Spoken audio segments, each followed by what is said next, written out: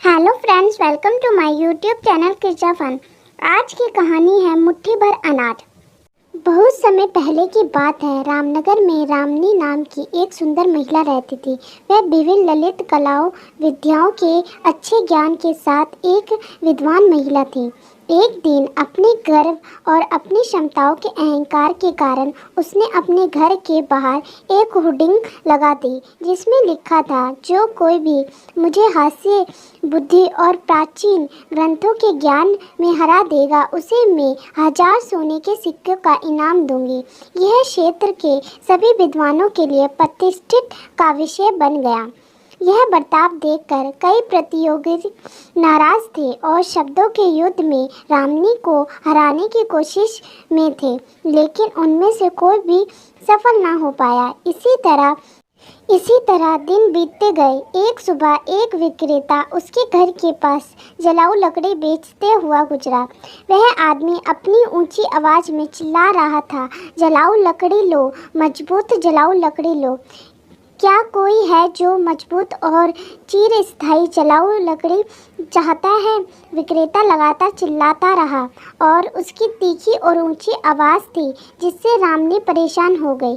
वह झटपट घर के बाहर चली आई और विक्रेता को पुकारा, अरे विक्रेता, यहाँ आओ, मैं तुम्हारी जलाऊ लकड़ी खरीदूंगी। मुझे बताओ कि तुम्हें कितने पैसे चाहिए, बस चिल्लाना बंद करो। विक्रेता ने उत्तर दिया, मैडम, मैं इसे पैसों के लिए नहीं बेचूंगा। यदि तुम मुझे इसके बदले मुट्ठी भर अन्न दोगी तो मैं तुम्हें जलाऊ लकड़ी दे दूंगा।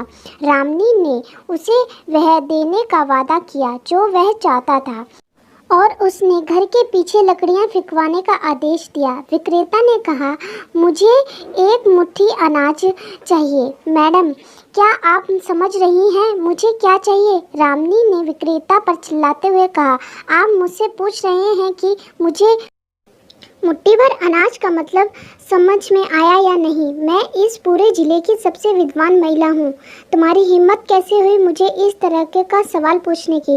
लगातार विक्रेता ने कहा, मैडम, मुझे आप पर दया आती है। तुम सच में नहीं समझती कि मैं क्या चाहता हूँ। यदि आप मुझे वह नहीं दे सकती तो मैं चाहता हूँ तो आपको मुझे 1000 सोने के सिक्के देने चाहिए और परिसर की दीवार पर लगे निमंत्रण हुड्डी को मिटा देना चाहिए। रामनी भड़क गई।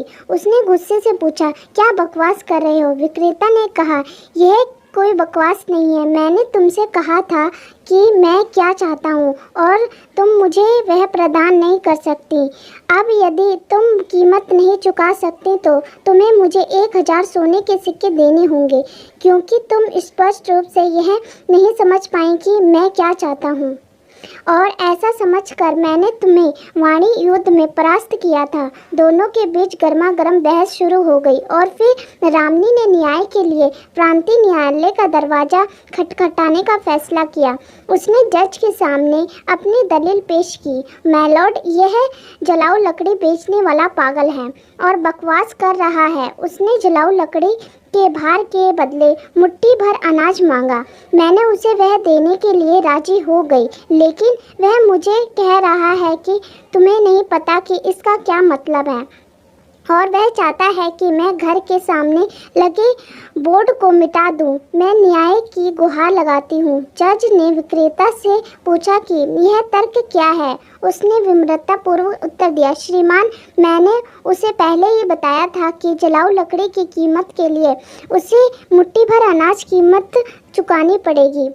वह वास्तव में एक दान चाहता था जो हाथ भर सके। अगर वह इतना नहीं समझ सकती तो उन्हें अपने घर के सामने बोर्ड लगाने का कोई अधिकार नहीं है।